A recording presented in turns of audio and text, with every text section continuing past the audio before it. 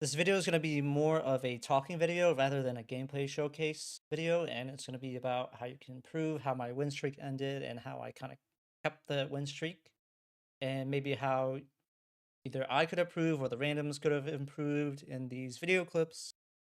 So I have an outline here. As you can see, I'll be going over 8 different sections of videos, so 8 out of the 70 runs, which I selected were good teaching examples. So yeah, here's a kind of a preview of what I'll be talking through in this video. So the sound's gonna be a little bit lower for these video clips, and I'm gonna spend most of it talking, and skipping a lot of it to save time. Okay, so how did my win streak end? Well, I made a poor pathing decision.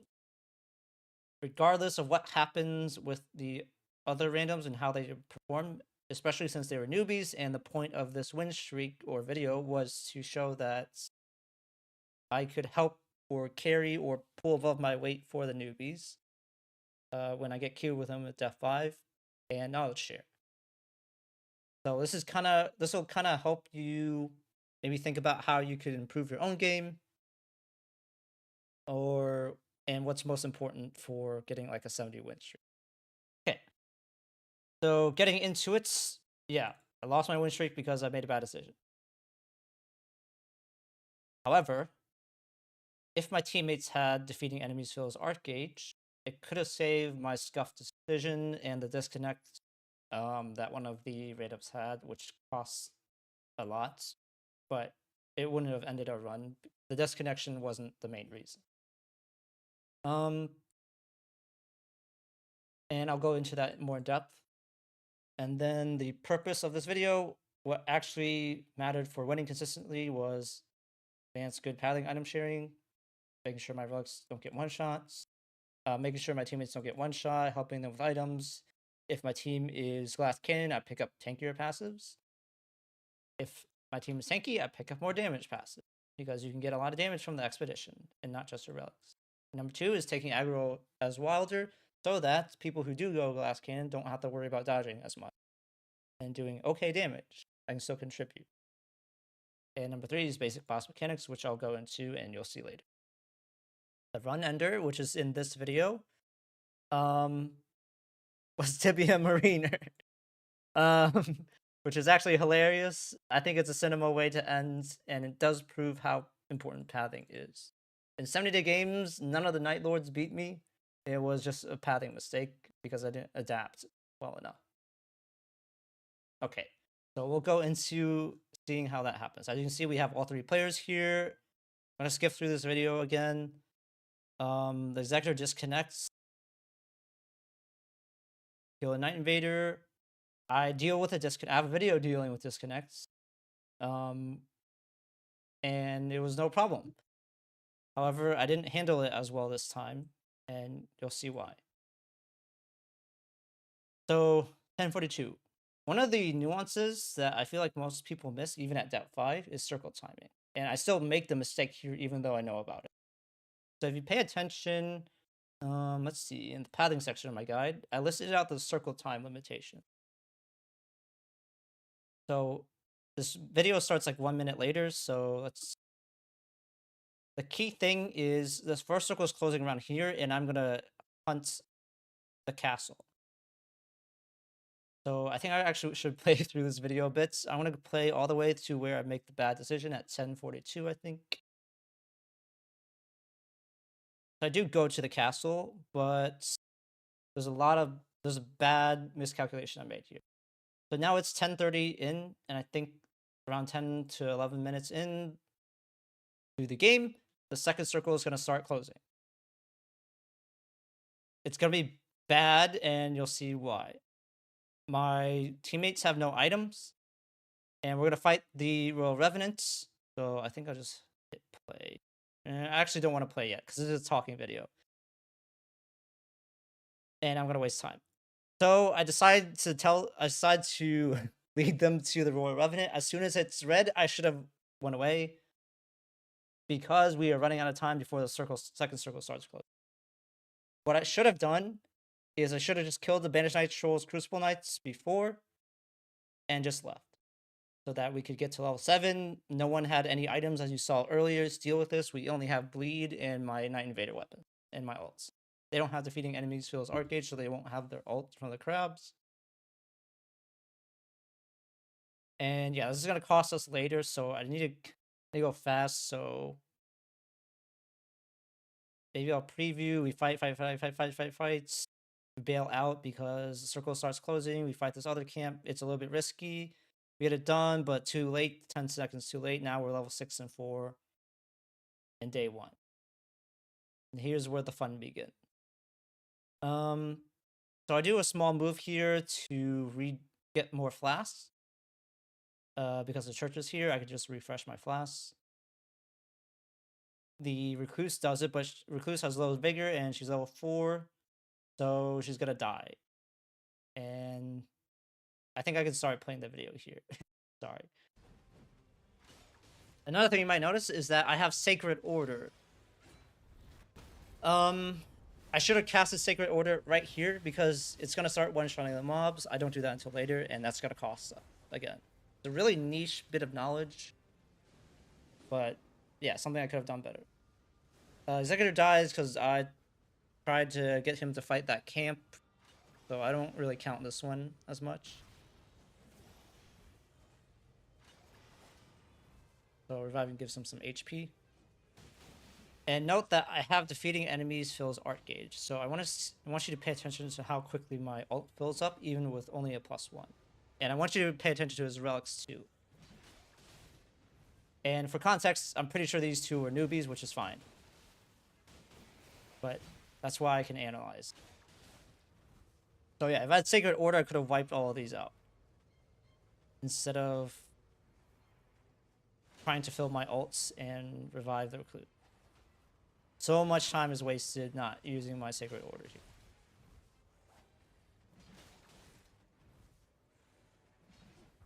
I was panicking because of our HP.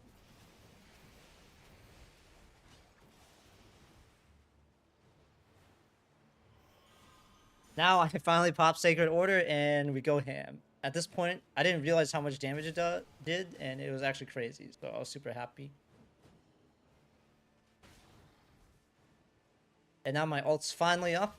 So with Wylder, I have the Relic combo that lets me have flames with my ultimate.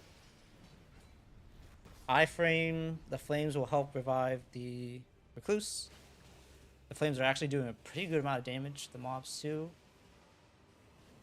And my ult starts filling up every time every time an enemy dies.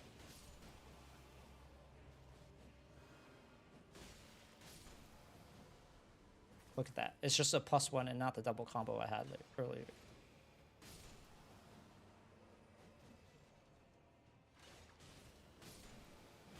Everything looks fine now.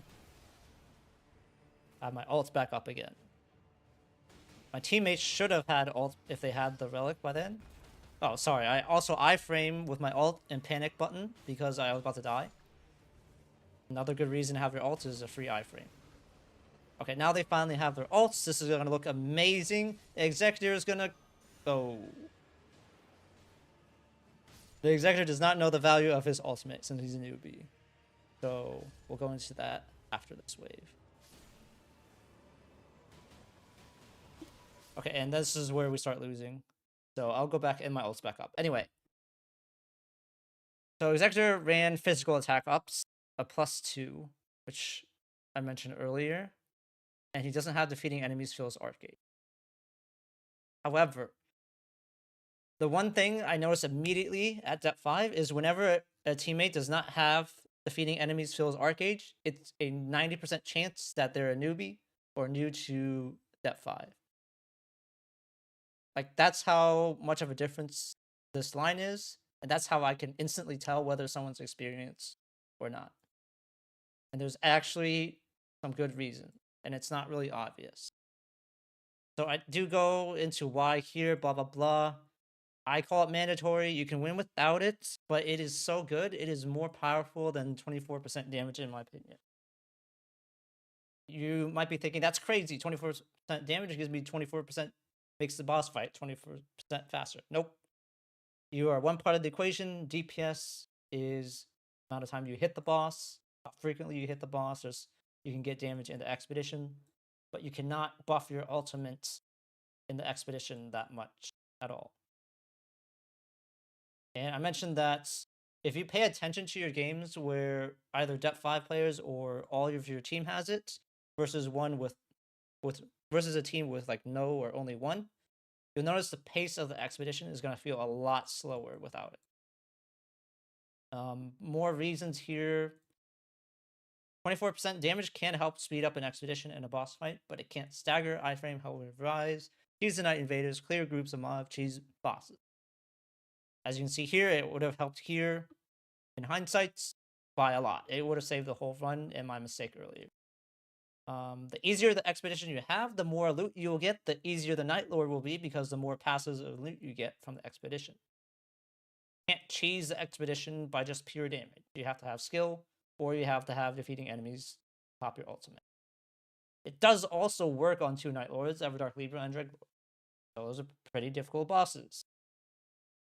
Pretty much everyone in PC Depth 5 has it in the build, and like I mentioned earlier, if you don't have it, and I see you in Depth 5, I'm pretty sure you have 300 or 400 hours of experience, usually, and I check that if their Steam profile is public. So why am I so passionate about this one relic line and nothing else? I don't care what you run, the only one I care about is this one. And what most players miss, and what a player like this miss, like this Executor, is that actually Executor of all these Nightfarers, Executor is the one that has the most use cases from his ultimate. It might have the best one in the game. In specific situations too. So if you look, Executor can stagger cancel boss attacks. So the dragon, for example, flying away could waste 30 seconds in your fight, but if you cancel it with the charge or heavy attack, or if you're another character, you can stagger and cancel the boss attack and save some time there. Also does multiple staggers. Crazy AoE clearing on early game POIs, so you can kill like the Oracle bubble guys. Your starting fort camp, your Night Invaders. You could have wiped those who live, the skeletons and undead, if he didn't just cancel his ultimate and get rid of it. Could have spammed shouts, could have wiped all those who live in death, and it's a free win. He has a relic combo of shouting restores HP to teammates.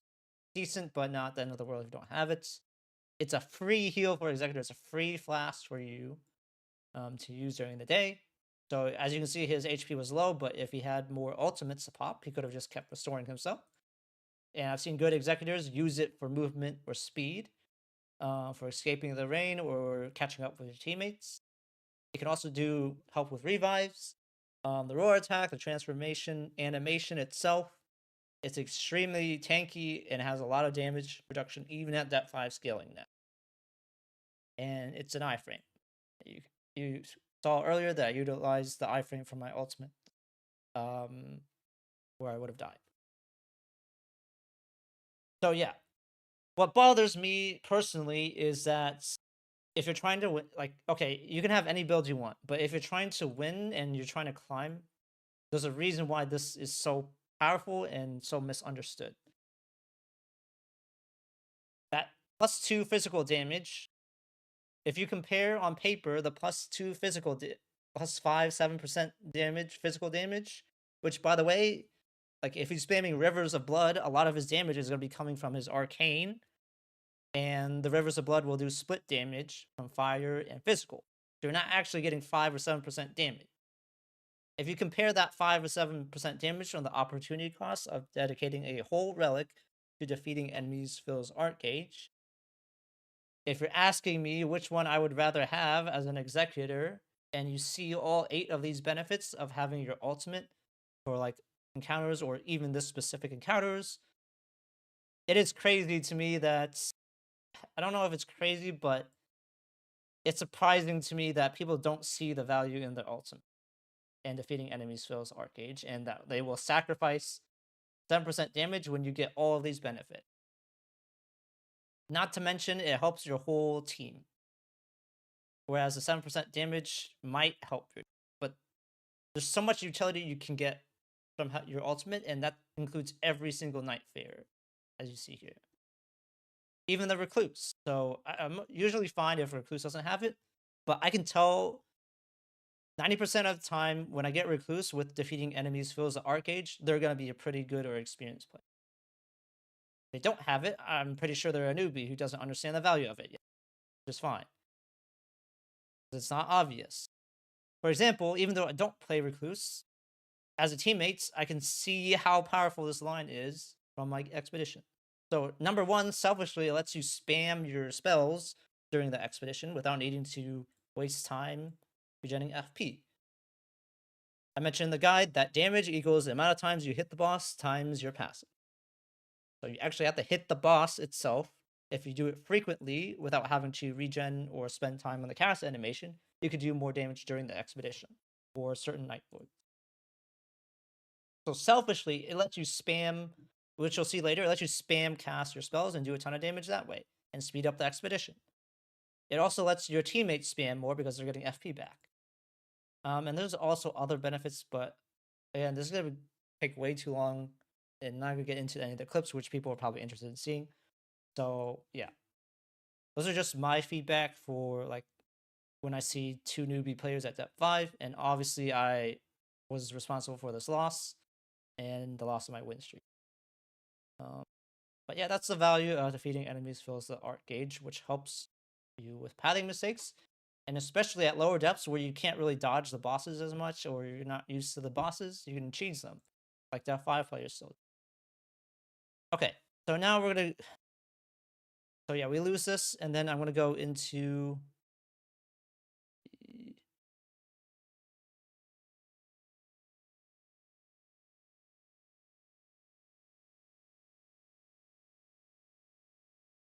End of win streak, and okay. I'll show the thumbnail stuff later. So I want to show you what good pathing looks like, so where I don't mess up as badly as I do. So this is just one of the runs where we get the crater.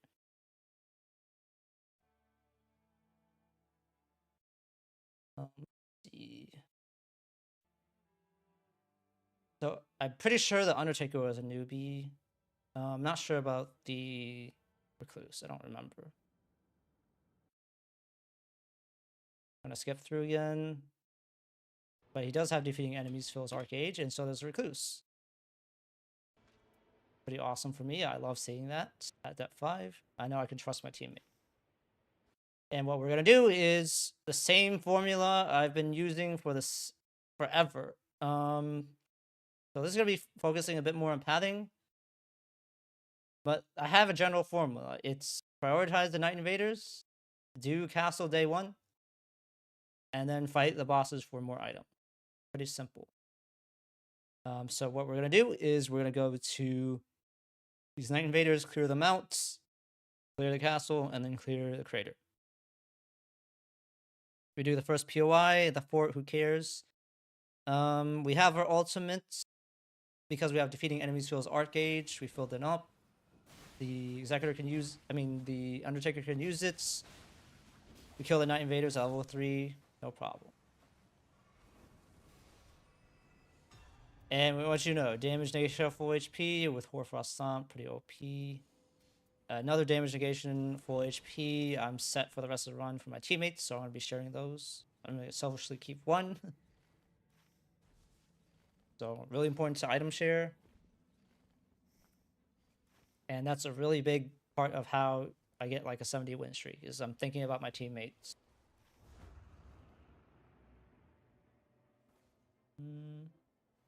Also covered in my guide too. It's the #1 thing for learning entry. We could have gone to another Grace and leveled up to make this fight easier, but I know I can trust my teammates from defeating enemies shows Arcgauge. I swear it's not a propaganda thing for this Relic effect.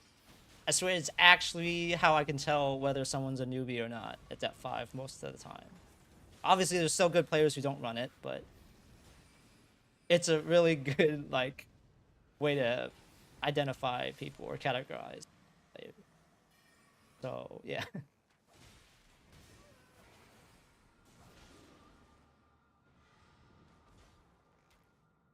I do get another damage negation at full HP, so I don't know if I really want to go through this again. But yeah, if we got a Grace, it would have been a little bit easier, but I know I could trust these guys at least.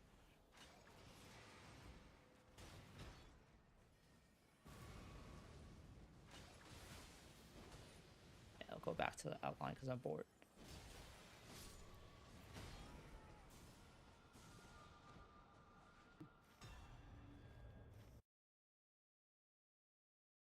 I get another damage negation at full HP there. Crazy. Now we all have one. Now we're all set. We won't get one shot.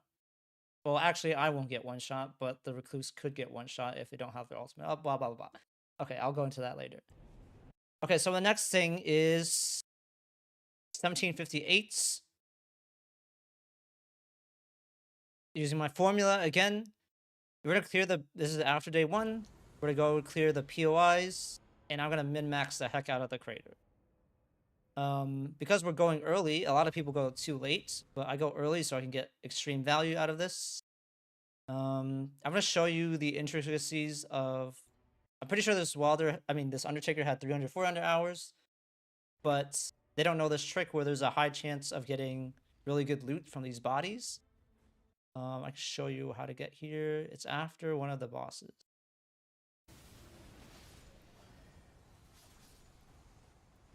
Yeah, I didn't even do this until I started seeing other players. So I learned this from other players, not on my own research.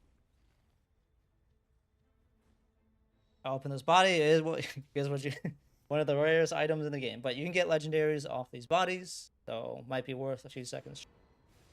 I get a few more items from these other bodies. So that's a min-max thing.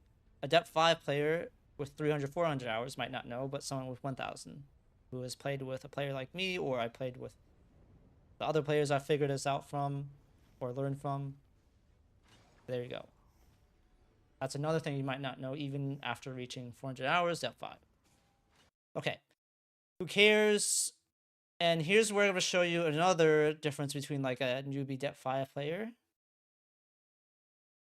and me who's played a lot of hours, is that I actually pinged where I'm going to go, and it's going to be this quarter boss here. Because we went early, we can take this eagle to this eagle, and we can go over here, and we can jump up from this and clear this boss, this mini boss, and this mini boss. However, the Undertaker's a newbie, and I'm not sure what they were doing, which is fine. So I'm going to skip through again. I need to save time, sorry. So he's all the way out there. He didn't... There's actually nothing out here but some bodies. There's bosses under this like cliff, but I don't know sure what he was doing over there. Maybe checking bodies. But even without the Undertaker, I can min-max the pathing and get 3 more mini bosses. Sorry, I'll show you. You take the bird, and then you can like hold square to descend. That's my keybind. And you can descend down to this church. There's another shortcut, but I'm not going to mention it. It's really weird, but yeah, that's a simple way of doing it. Now you can get your flask if you missed it, or go to the merchant again, and then jump up and start killing this boss. So even though I'm not doing that much damage as Wylder, I'm hitting the boss frequently, and I'm using holy weapons. I think this guy's a little bit holy resistance. But I've already done a chunk of the boss's HP without my Recluse. And I can play aggressively because I have a lot of Vigor and Damage Negation. So we're doing this all without the Undertaker. So that's another passive, and then there's another boss that we can do here, but the Undertaker wants to fight the Demi-Human instead because maybe he doesn't think there's enough time to fight this. But this is a regular Red Wolf, and it is worth our time because I could get something like 10% max HP. Or 7% sorceries and incants. And the circle is still closing on us, but we have time. So if we're going to clear it, I get 10% stamina, whatever, and then Undertaker was fighting the Demi-Human Queen this whole time, but he could have been up with us and got another passive. I get more HP restoration, I think, or more damage, I don't know. So Yeah, so that's like a 300, 500 hour Undertaker who's not familiar with min-maxing Crater yet, versus me with good pathing on the Night Invaders, Castle, and the Crater. Yeah, so we were squeezing value, getting more passives during the run. So number 3 clip, I'm going to show the value of defeating enemies Phil's Art Gauge even on Recluse, because I think Recluse is a good example of it being underrated. And this is why I can tell, and I'm going to show you why I can tell that Recluse is pretty good if they have this line. So let me 1601 here. This is where Recluse gets a lot of value. And it's during the expedition, besides those 2 Night Lords. So as soon as Recluse pops the ults, what do we get? Well, we get all these benefits. Let me see.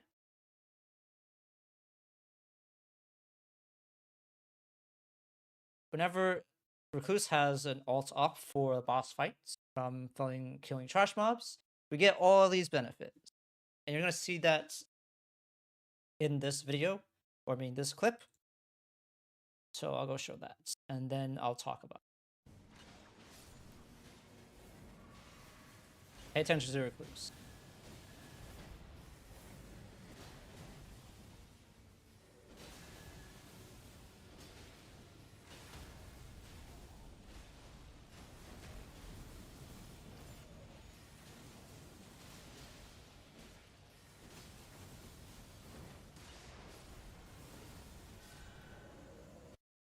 Okay.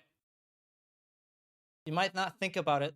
You might not think about this, but look at all the benefits. I'm going to go over every single benefit we get from that. Enables Recluse to self-burst spam cast spells without needing to regen FP.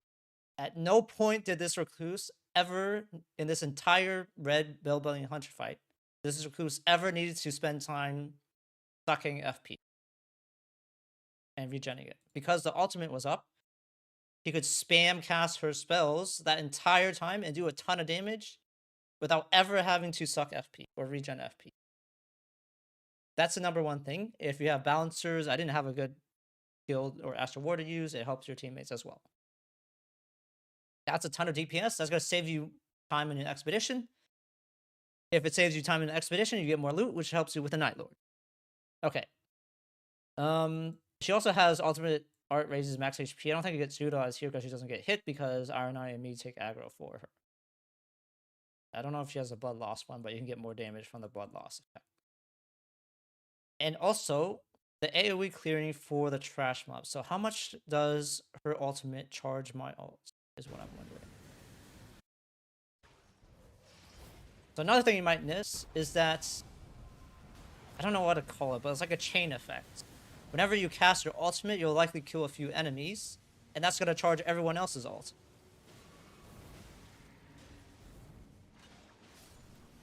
I heard it. She killed one trash mob, which gave me like 6% ult. But if there were more trash mobs in this area, and her ult has a big range, then she would fill all of our ultimates faster. So at first glance, when not thinking about this much, you might not think about all the benefits that having her ults for every encounter helps out with. Without defeating enemies Phil's Art Gauge, you will have it like maybe one every other 2 or 3 encounter. But it's insane to me that people haven't understood. I guess it's not insane, but this is why I'm so passionate about this line, is because there's so much hidden value that you just don't really think about when playing this game.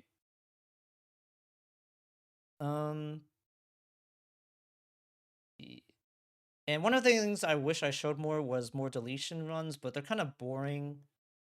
So we get, the reason why I have so much damage here is because we got Demons Plating from Libra, and we have extra runes. The more runes you have, the more damage you'll do. And so what's going to happen is I'm going to do my job as Wylder, and I think Iron Eye does too.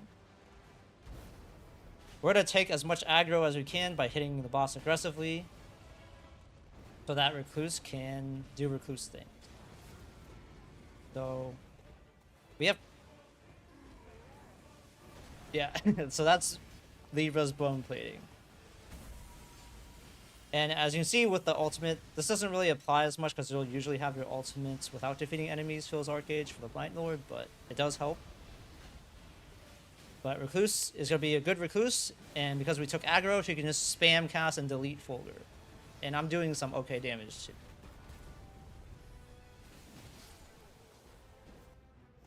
And that's how quickly this fight ends. And if you take a look at the relics, pretty generic relics, we didn't even kill a single Everjail. They were completely fine. I think I wanted to do one Everjail for them. They're completely fine skipping it. It's not that important. And yeah, pretty generic build here. And she does get blood loss.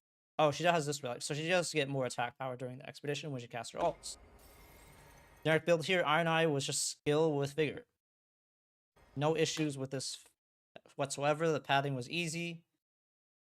We had extra runes at the end. So that's an example of how I can tell what a good Recluse looks like, even though I don't play Recluse. Okay. So that's like a more of a deletion run where it's really easy at depth 5, but sometimes it's hard. And sometimes it's hard on the night 1 bosses. I don't know why I keep getting rid of this tab.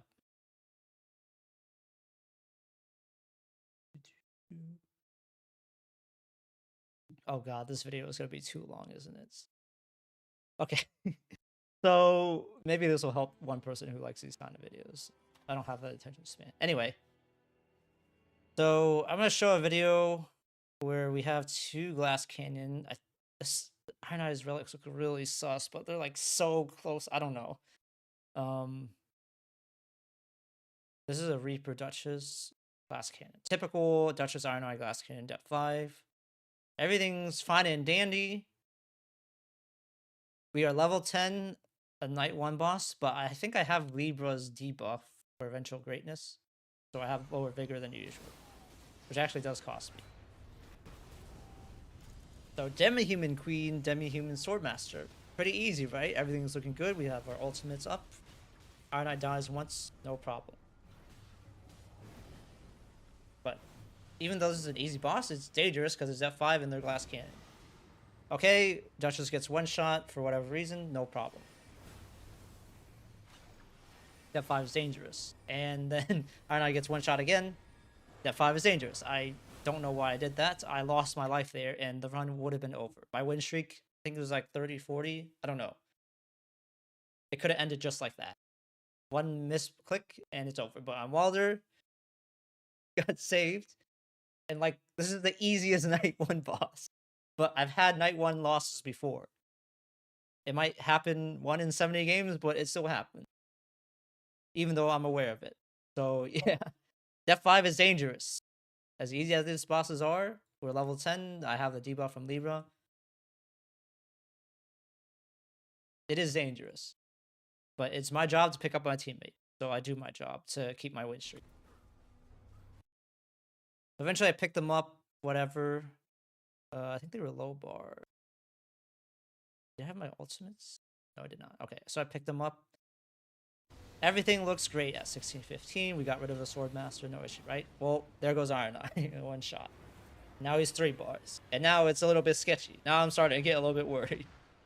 But because I have defeating enemies fills Arc Gauge, my ultimate was charging this entire time. And there we go. I killed the enemy and my ult's back up. So I could do 2.5 bars.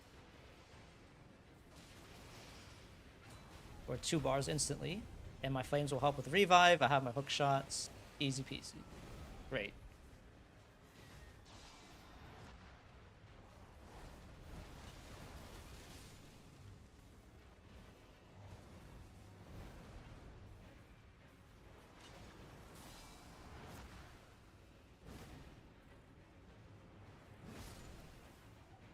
My art gauge is filling up again. The ultimate, his ultimate killed mobs. My art gauge is up. Special size, no problem. My ultimate is back up. I can get him up easily. So this is what I'm gonna. I know people hate when I pause before, but you'll see why. So I'm gonna show you how to use this guide and how this guide came to be. Number 4, providing teammates while dodging the boss at the same time. Reviving 1 down player, aggro switching. All of these are gonna come together in this clip. and I have other clips in the guide that exist already. And this is how I preserve my win streak. I refuse to lose on a Night 1 boss when I can.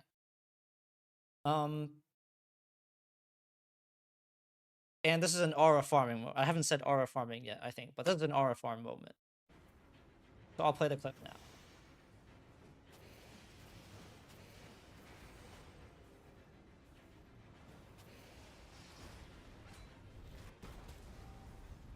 And we win. So let's go through that again. Because I have my ultimates, I know I could pick up my Duchess from 2 bars.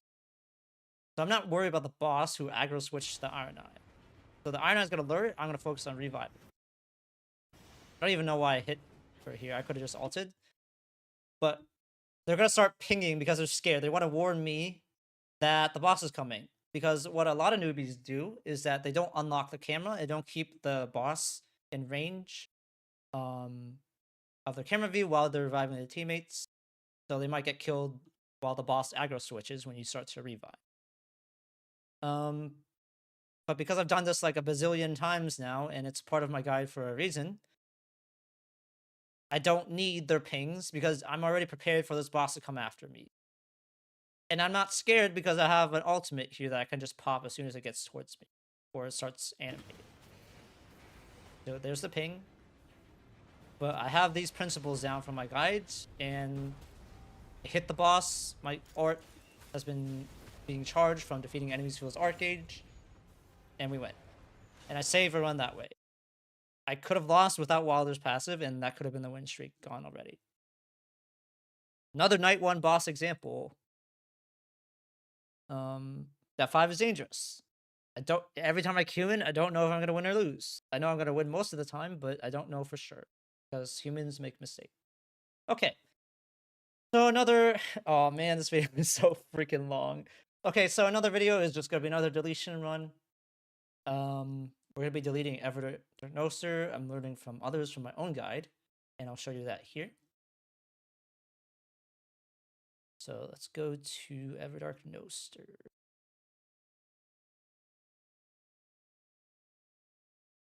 So this is a video where, like, several months ago, we were aggressively killing Noster. And my Wylder and my teammates helped stance break Noster. And that was mostly due to this Wylder with like 1,000 hours back then. He probably has 2,000. Well, I learned from my own guide how to be aggressive with Noster. And you'll see that... Why does this keep exiting? Oh my goodness. Okay, so... 3751.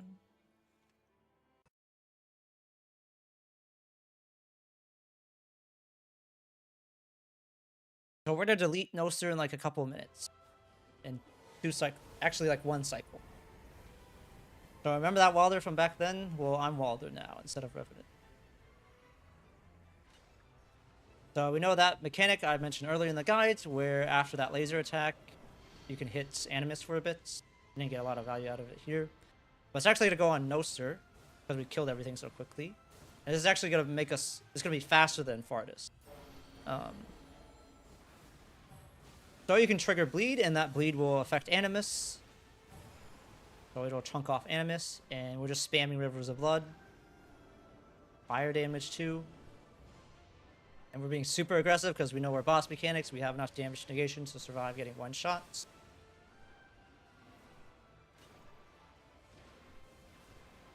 Because we had to go to Expedition. More Bleed procs. We're chunking Animus slowly. At the same time, we are also doing poise damage to Animus. By hitting it a lot. Or not in these few seconds. Because Undertaker's better than me at dodging that. And it's a bow Undertaker, I think. There we go. Same thing. Stance break with the ultimates. We get a ton of damage. We chunk Bleed. We chunk Animus again. We did like 70% of Animus's health in that 1 cycle. think you can actually cancel that with Iron Eye, but I'm not sure if that timing was right. But anyway, kill it. More damage. Being aggressive here. I need to free the free the poison off of my teammates. Rivers of Blood, Bleed, Trunks, Animus, the Great Bow. Undertaker's doing Great Bow things, and it's over. That's how easy this fight is with 3 experienced players. And that's why I wanted to queue with randoms and not with people with 1,000 hours. Otherwise, oh, and also the builds were just pretty fine. But yeah, that's just another like a routine run where everyone's experienced at that 5. Goes as easy as you expect because we have our fundamentals down. Okay. So the next one is going to be Everdark Balancers, and that's going to be where you can really see the value of understanding your boss mechanic. So another close call for my run is Everdark Balancers.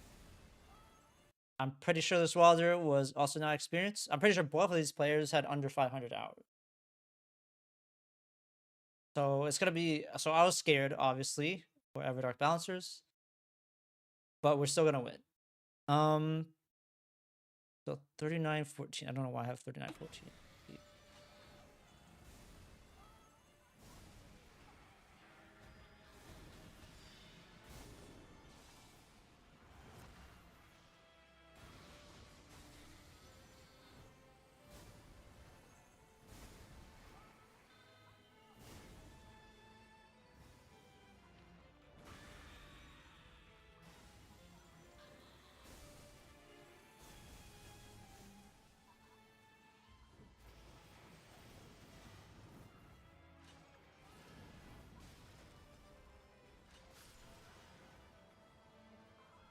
And we're going to win.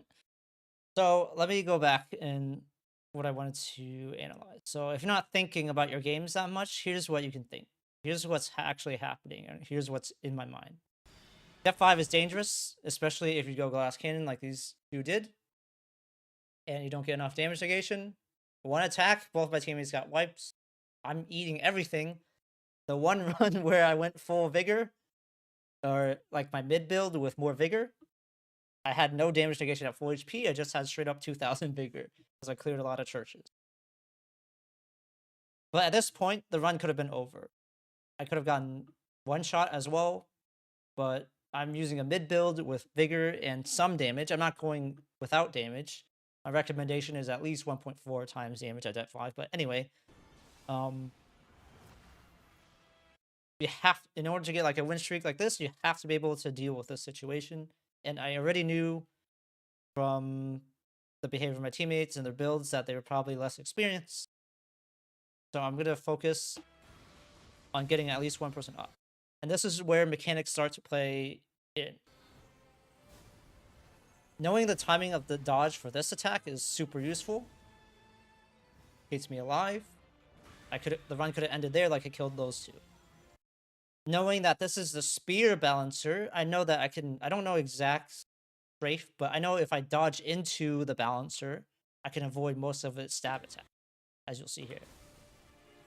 Dodge into the balancer, I just avoided most of it. There, I just avoid the entire stab attack. If you dodge straight backwards, you're going to get stabbed multiple times. If you dodge into it and to the side, you won't get hit at all.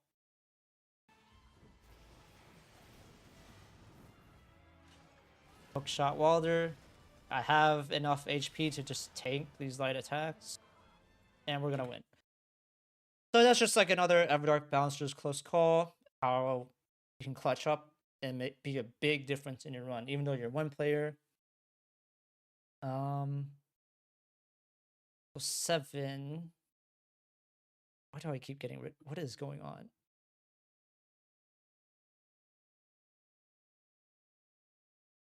So 7 is going to be another night 1. I don't know. I don't have any night 2 bosses here, but I have night 1 bosses. That should say a lot about this win streak. Okay. Yeah, I never had trouble with the bears because of good pathing. But anyway, we're going into Freya this time. So I actually want to see the relics. I think the relics, I think they had defeating enemies fill as art gauge. Oh man, I don't know for sure. But anyway, so for context, the Executor has 1,100 hours. I have 900 hours at this time, and the Revenant has around 300, 400 hours. So what you're going to expect is Executor and me to make this fight a breeze. I don't have the timestamp for this, do I? I have to keep going through this again. Sorry. Nope.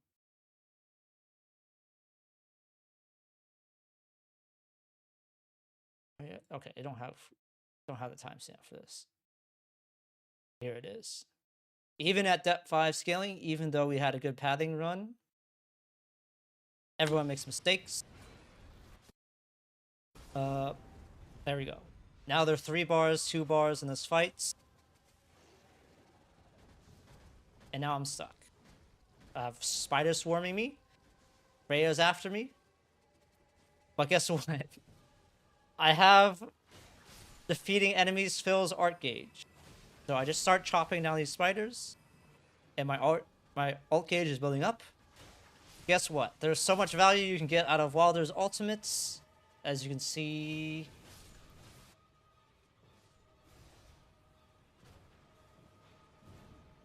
here. So I chop off some spiders, I get my ult back. Bam.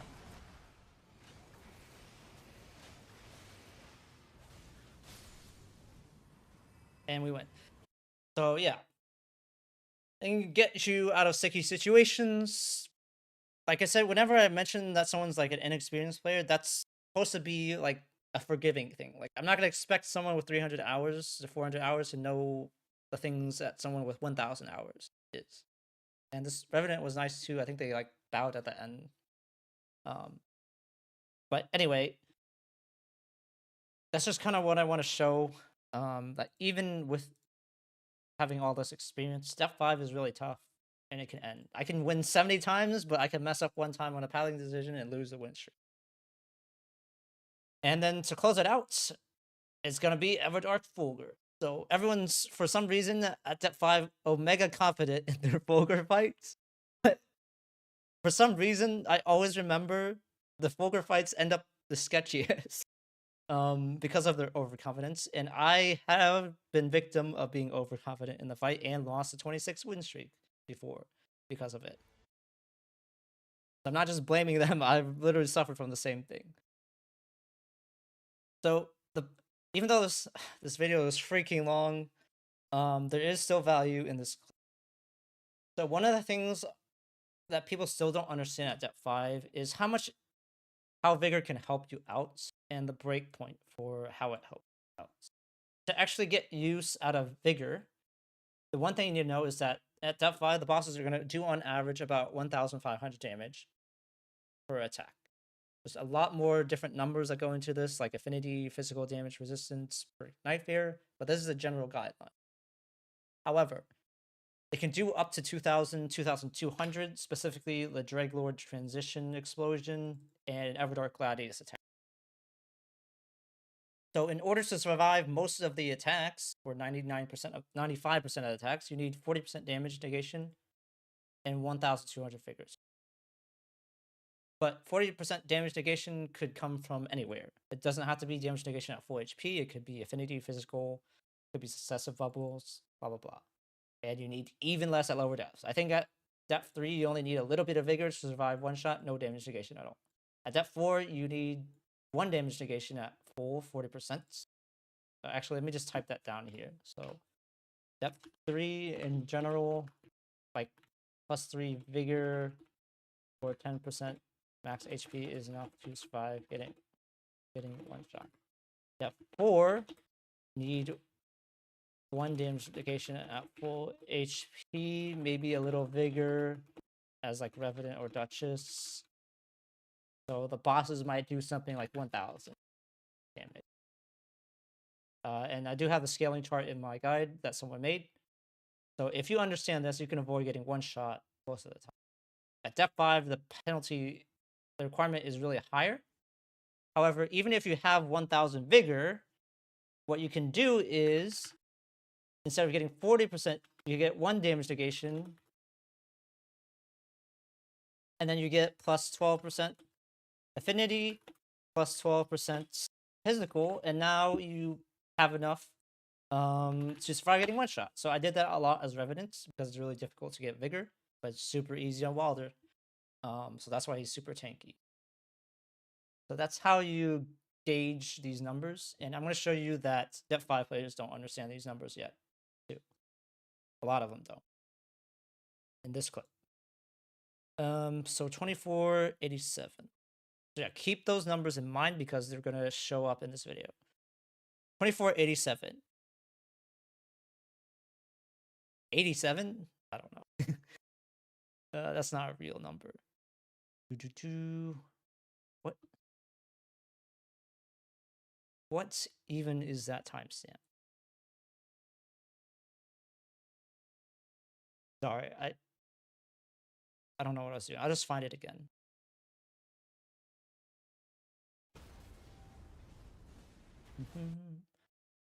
All you need to know is that the Wylder has 1.3k, but he doesn't have damage negation at full HP. He has taking damage boost damage negation, which you need to get hit before this activates.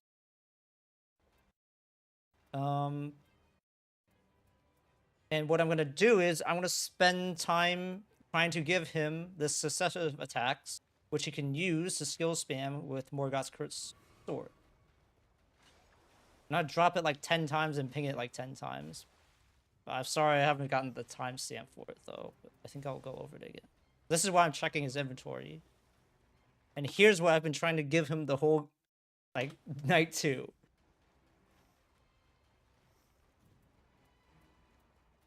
But he does not have enough HP right now to survive getting one shot from Fulghor because he has no initial damage negation. No successive bubble, no damage negation at full HP. I think I do. So he goes over it. He's like, nah, I'd rather have more damage. Because it's Fulghor, it's easy. Well, let's see what happens with that.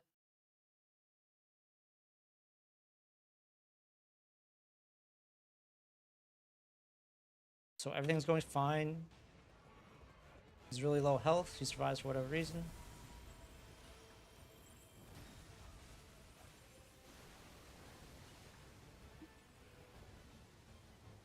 Notice their Vigor reading here.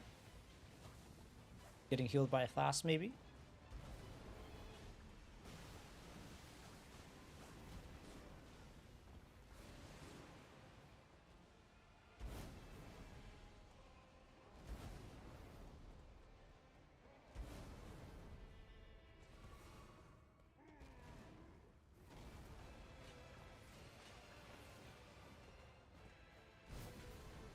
Okay, so what just happened there? Well, typical Depth 5 things and typical Fulghor things. What actually happened was the Wylder does not have successive bubble, which I was trying to give him earlier. He only has taking damage boost damage negation, which didn't activate until he died. You can see that right there. But he gets one shot even with that much HP. And then because he got one shot, Fulghor aggro switched to me, which causes the Raider to get one shot because he didn't have enough HP or damage negation to survive that. And now you could lose the entire run if you're not experienced enough. As you can see here, I think I might have Wylder passive, but if I get hit here, I'd probably die, even with this much Vigor. But because I'm used to dodging that, I can dodge it most of the time. I don't always dodge it. I can pick my teammates back up. Okay, so, and I'm going to show you how I kind of got to this number, and there's probably you can actually test it and get the real number, but I only use napkin math because that's enough for me. So 3614. So certain attacks, so let's see. I don't know what he got that damage negation from, but it helps him.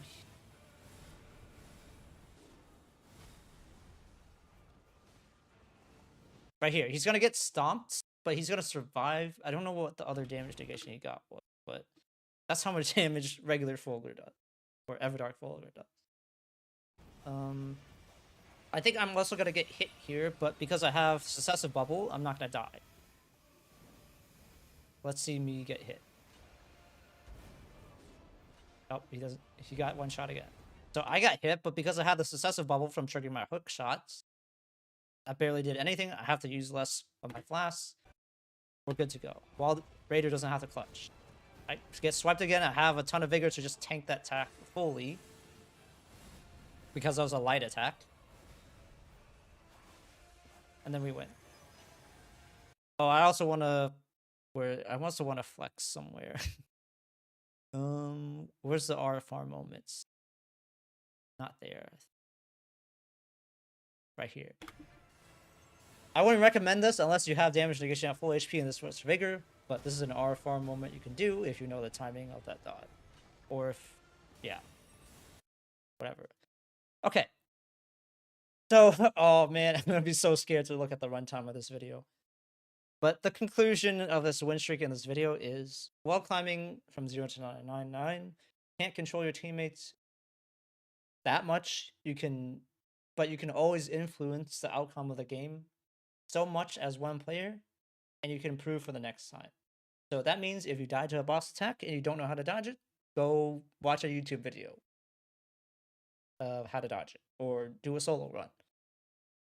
Because that's going to help you in these tiny situations at depth 5 where you don't get room for error, and you need to revive your teammates. And number 2, focus on improving what you could have done better even if a run was lost. So for example, the reason why I lost my win streak because I made a bad decision. Obviously, my teammates were not experienced. They didn't have defeating enemies Phil's Archgauge to account for the mistakes. One of them disconnected. I led them down a bad path. Next time, I'm not going to mess up that pathing again. So what a lot of players who get stuck do is they'll throw their hands up in the air and requeue without thinking to try to improve. They think they need better relics. They think they need to cheat the relics. They think they want to blame their teammates too much. But I messed up the pathing in 171 games. I have 1,000 hours. I still have room for improvement, even though I'm going to retire soon. So if you get this mindset, you can really climb from 0 to 999. I D-ranked multiple times on the way up. But this is how you genuinely improve, by analyzing your behavior, your pathing, your decisions, the fundamentals. Understanding the meta and the numbers behind why that 5 players have certain. So yeah, that's how I wanted to analyze my 70 win streak. I think I'm gonna have one final video concluding the guide and go over relics a bit more. But even though I'm pretty sad I couldn't reach 100, with randoms, I think this is a really good. I think it's kind of cinematic how it ended. It ended on a fundamental, and it ended to one of the easiest night 1 bosses. So yeah, thanks for watching. If you stuck all the way to the end, hope it helps. This is going to be a cut added to the end of the video because I just noticed that I forgot to show my expedition history and my relics. So I'll be doing that real quickly as a follow-up and just kind of as proof. So intentionally on March 4th, I made a mid build that has defeating enemies feels more the Archgauge and the core that Wylder needs to succeed in Deep of Nights, or at least makes it easy to do his job. So this was like for 40 or 50 games, and then I think I ran with this one for the other 20. And I'll go show that. And yeah, I intentionally made it mid so I could just prove that I win with fundamentals, pathing fundamentals, and boss mechanics. And doing my job as Wylder. So here's my expedition history. 166 as Wylder. 70 of it was a win streak at depth 5. But I don't know if I also mentioned that it wasn't a complete with randoms win streak. So I'll go all the way down. I think I started losing some of my Wylder games because you can only fit 100, but whatever. Geez, I don't know where it started. Probably here. Anytime you see a name where it's someone, that means I blocked them for whatever reason. Usually they had edited relics, or I just didn't like their behavior. They weren't nice. I had a few favorites, definitely. So if you see yourself here, that'd be hilarious. I know some people have mentioned that they've played with me before. Hopefully I was doing good in those games. Anytime you see Wylder's wife, I wanted to queue with my friends. But we're not VC together. Like, we don't use voice chat together. And she usually plays Recluse. Actually, I can show you her relics. She usually plays Recluse or some glass cannon build on Revenant.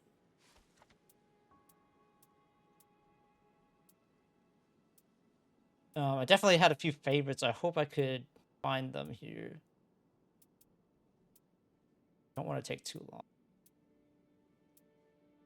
Bird was cool. Oh yeah, and these 3 games weren't with randoms. Where were they? So Halo Scythe and Skill Attack. Halo Scythe is Wylder's wife, and Skill Attack is their friend. We all have at least 1,000 hours in the game on Steam. The Iron Knight has 2,000, and I realized I kind of felt bad because I'm kind of defeating the point of this win streak by queuing with them, because it was way too easy playing with them.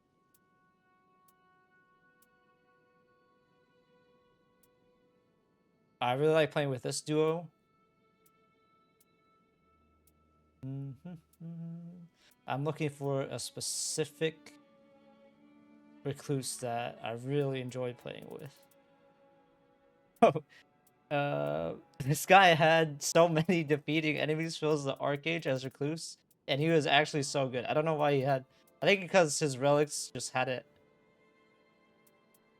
as an extra line. But I really enjoyed playing with this Recluse. I think this was probably the best Recluse I played with. And the other one was like started with an A. And obviously my friend Wylder's wife is an amazing Recluse. So yeah, but yeah, this is my favorite. This is the relics of my favorite Recluse to play with, even though it's just Adol. But they made the pet. Oh, I think you could tell actually from the rescued allies being 3. You could tell this team was good.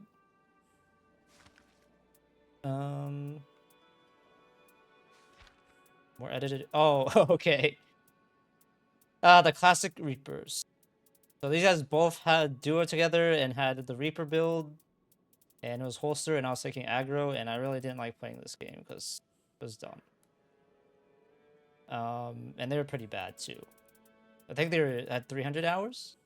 I don't care about the build. I just care whether you're just decent at the fundamentals. You didn't just use the build to compensate for everything else. They just a triple Wylder run, which was fun. And here's my favorite Recluse again on the balancers.